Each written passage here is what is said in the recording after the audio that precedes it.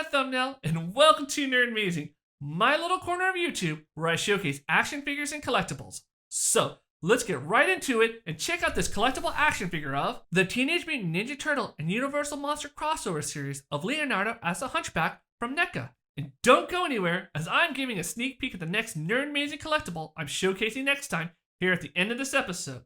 So, let's go ahead and check out the packaging box artwork of this frightening Hunchback Leonardo figure first, followed by the action figure, here on Nerdmazing.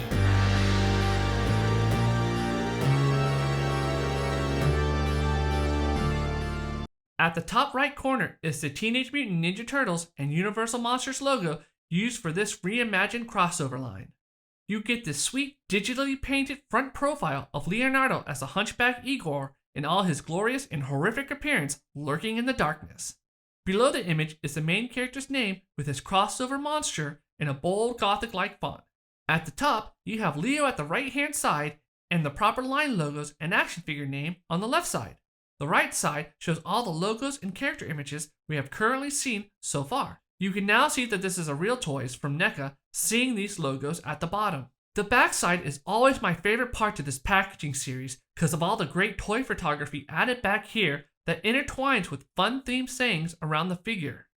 Yet why is this Leonardo so shell-bent on revenge? The left of the packaging again shows the series logo as well as the logo for Nickelodeon. Here you can see the illustration of other Teenage Mutant Ninja Turtle characters from this series line that have been revealed so far, and the other three hinted at based on when this figure was released. The packaging front opens up, unveiling a toy photography shot of Hunchback Leonardo with grim determination on his face and aged katanas in hand at the ready. Opposite the image, you can now see the action figure of Leonardo with all of the sweet accessories behind the clear plastic film. So, let's go ahead and unbox this Teenage Mutant Ninja Turtle action figure now to check everything out. Here I have the figure of Leonardo the Hunchback ready to open, so let's go ahead and do that. Now, as you can see, he's got a little bit of tape right here at the top, and I've already pre-cut that, so I'm going to open him up from here. Just flip this open real quick. Remove the tabs, a little piece of cardboard. Pull out clear plastic shell, and you can see he is form-fitted, the figure, the accessories. Also got a little back piece right here. Let's see if I can show you that. It's got some of his alternate hands, the flames, the shovels. So we'll take a look at that in a quick second. But you can tell he has some strapping here at the torso, as well as the hands and the feet that secure this figure into place. So give me 1 second to get him ready to showcase to you. Here I have Leonardo as the Hunchback unboxed, and wow, there are a lot of things going on, tons of accessories that come with this figure. But let's go ahead and check out the action figure first. Here's a view from the front, side, the back, the other side, as well as a view from the top, and a view from the bottom. He does have the peg holes for a display stand, which I highly suggest using because this boy is big, beefy, kind of top back heavy, so depending upon the pose, he'll have a chance to kind of fall forward, fall back. You may even have to use a little bit of, I suggest some glue dots or whatnot to give it a little bit more support if using a display stand, depending upon the pose you use.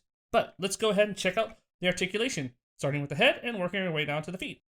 Now with the head, he only seems to do is just this kind of spin around, and as you can see why, it's pretty a solid beefy neck. There is no tilting or any side to side action. Now for the arms, it's an okay T motion. He is a bit restricted. It looks a little bit tight, but not too bad. Here at the shoulder, he spins around pretty nicely, surprisingly, with that shell, as well as around like so, 360. So, though there is a little bit of trickiness on this arm, so you may have to open that shell up a little bit in order for him to spin around. So, but when it's closed, it gets a little tripped up on this lock and the shell here. So, now there is, right here, a rotation, as you can see. At the elbow, there is some articulation, limited due to the elbow pad, but there is, right here at the forearm, some rotation as well. You spin it around. Wrist can rotate very nicely, as well as go inward and outward. Now let's go ahead and bring the arms up. Now there is no torso rotation. And if you hear a hooting, there is an owl that is having a grand old time outside just hooting away. But really a solid piece, no movement, no real tilting. Now as for the legs, it does have a ball joint inside, kind of a little bit of a split, but not much. And these legs are really loose. So good thing, bad thing, might be a little bit hard to pose because the weight might just make it push or pull when I don't want it to. But there is some rotation at the hip area, as you can see. Nicely able to spin around. Nothing at the, oh, actually, right there at the knee. That is really nice, really smooth. Let's see. Able to go back some. Limited a little bit forward. That's about as far as he can go, as you can tell. Nothing right there.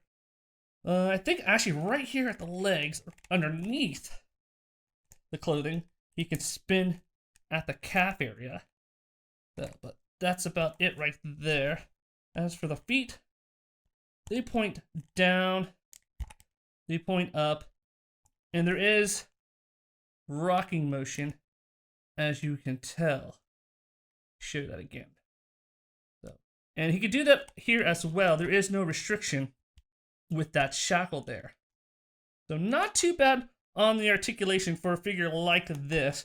Though just have to be careful. Maybe your legs will be a lot tighter than mine. So I might have to do something to kind of help support him. So that way he doesn't just kind of like move too much. As you can tell, it's very loose. Now, for the cool part about this figure, here is his shell, which opens up right here. And I actually thought this lock had to do something with it, and I was trying to figure out how to open it. But it's a great accessory, but it has nothing to do with it. It's actually held by this little peg right here. So it can open and snap close. And ha, that's really cool. You see, he's got a little spider in there. That's so awesome.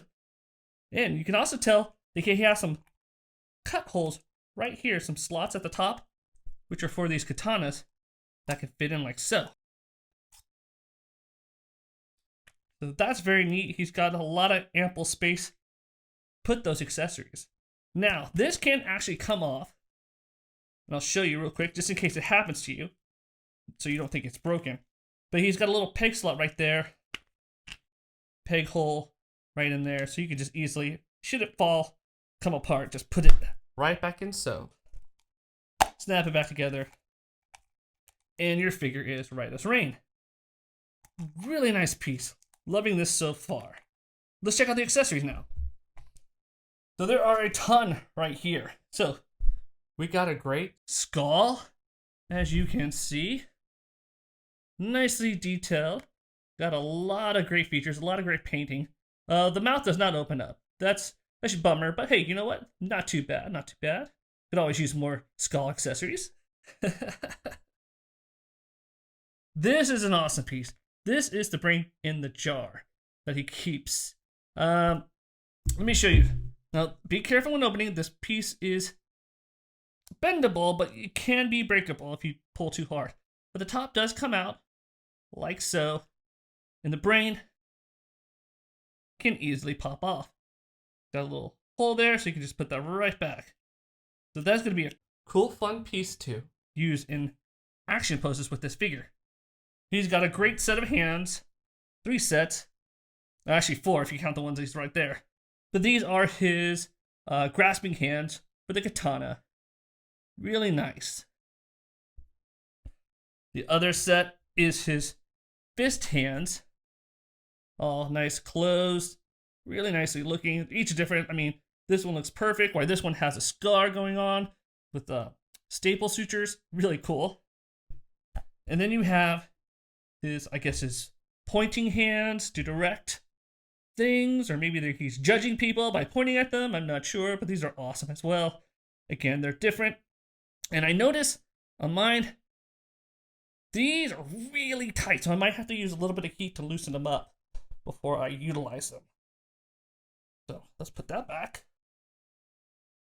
Here is his shovel, spade, if I'm not mistaken, and a forearm bone, which has a little bit of a crack. Very interesting, but definitely tools for the job to, deal with gathering ingredients. But really loving that wrapping, loving the texture on the metal there. Very corrosive, very pitted. So, put those back. And his katanas. These are awesome. They look gorgeous, as you can tell. And they even have this like kind of metal spike ball, which is a little bit sharp, so just be careful there. And if you can tell, the metal's got some corrosion, pitting, gouge marks. Really nice. And the cool thing about them, which I'll show you right now, are these flame pieces. So they just slot in like so. And you have a cool flaming katana. Is that not awesome or what? Alright, so let's go ahead and check out this figure scale. Now this Hunchback Leonardo Ultimate Action Figure is stated on the website to be 7 inches tall, or 17.78 centimeters. Measuring the figure myself, he's actually closer to 6.5 inches tall. Now I've gone ahead and placed this Leonardo Hunchback figure next to other action figures to give you a sense of scale. So let's go ahead and place this Hunchback Leo Ultimate NECA Action Figure on the spinner now, so we can check out some more menacing details on this nefarious turtle and see what fun action poses we can achieve with it.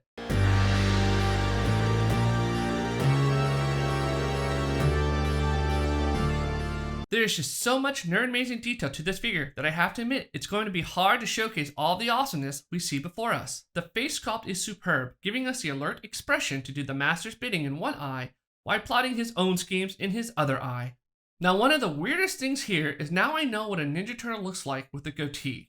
There's also great texturized skin on the head and body overall. I have to say it's pretty creepy looking seeing the staple sutures running down his nose and even his hunch neck area. I wonder how he got those. Leonardo's clothing is top notch as you have him dressed in deteriorating 18th century style shirt made of sackcloth held together by patches and roping that is infested by insects. He also sports a nice leather belt and strapping that looks in good condition compared to the rest of his attire. Really like how you can see the stitching and leather grain in it. As like any proper Teenage Mutant Ninja Turtle should, he does still have his ninja padding on his elbows as well as his knees, though slightly infested by, well, what seems like beetles. He does wear some sort of ripped blue pants held together by staples that remind me of blue jeans due to the color and texture. Now this Leonardo has seen some harsh servitude as he is not only clamped down at the ankle with a bolted shackle that was recently connected via a chain, but also adorns 2 rusty wrist shackles as well. Poor Leo. Now for the backside, this hunch shell is the feature piece I have to say for this Igor look. The shell is extremely detailed with all the deep groove patterning of the turtle shell and also contains deep gouges and apparently some serious damage that bolted plates were needed to fix the shell.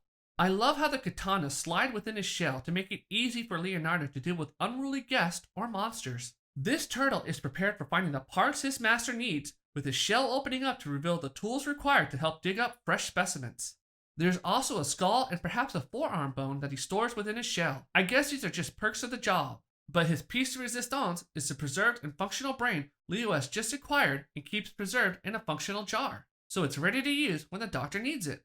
Consider joining the Nerdmazing community by subscribing to the channel if you're enjoying this episode. Also, give that like button a click and leave your comments below for me to respond back to you on, as this really helps out the channel. Now the Igor character is a character created by the Universal Studios film franchise and is not a character that appears in Mary Shelley's gothic novel of Frankenstein. This version of a hunchback assistant came into existence when Universal Studios introduced him in the 1944 film The House of Frankenstein, where this lab assistant helps the mad Dr. Frankenstein with his ghastly medical experiments, but was actually named Daniel in the film. Weird, huh? I like how NECA describes this Leonardo Hunchback as a faithful assistant to the great Dr. Frankenstein, or so he would have you believe. But what are his plans? Well, if you read further on the NECA website, Leonardo is planning on getting revenge on a mysterious vampire cult that disfigured him. This would explain all the scars that he has stapled closed. This makes me wonder if maybe, just maybe, that we might be getting a villain to this crossover series. Wouldn't it be cool to have Shredder as a vampire? I have to say, Leo right here is one of my favorite figures to showcase so far. I mean, what's not to love? Flaming katanas in hand? How cool is that?